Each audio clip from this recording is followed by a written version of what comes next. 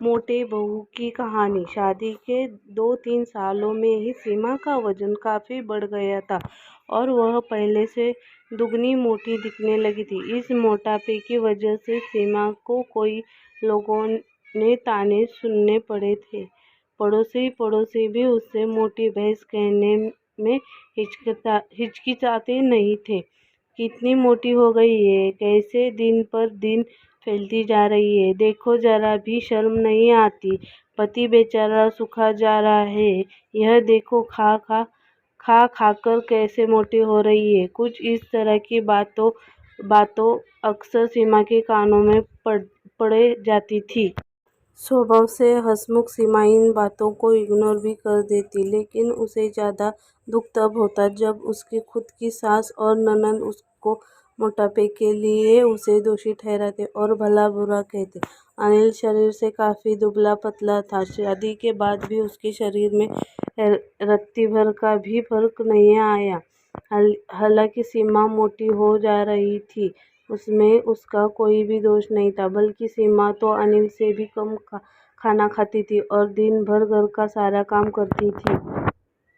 अपने मोटापे की वजह से चाहे किसी काम में कितनी भी दिक्कत हो, सीमा उस काम को भी अधूरा नहीं छोड़ती थी। उसने घरेलू नुस्खे और कई तरह के उपाय करके अपना मोटापा कम करने की कोशिश की थी, लेकिन शायद उसके शरीर के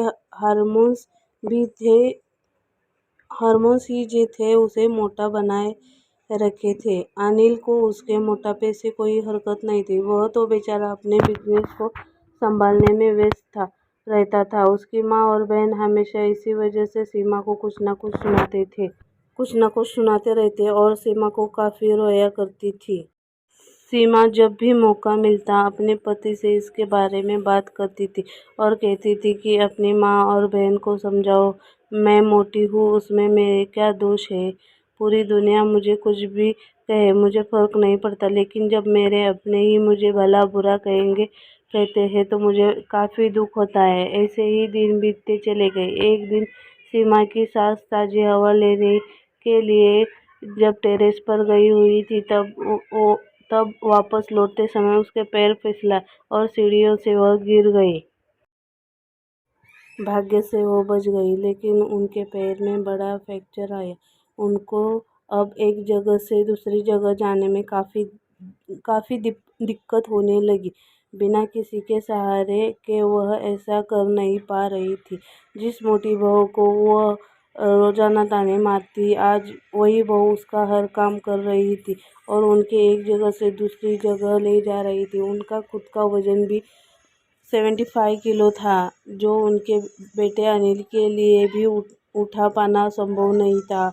हमको विचार आया कि बहू का शरीर से भारी पूरी नहीं होती तो आज उनका क्या होता। सीमा की सास को सीमा के साथ किए हुए अपने बुरे बर्ताव के लिए पछतावा होने लगा।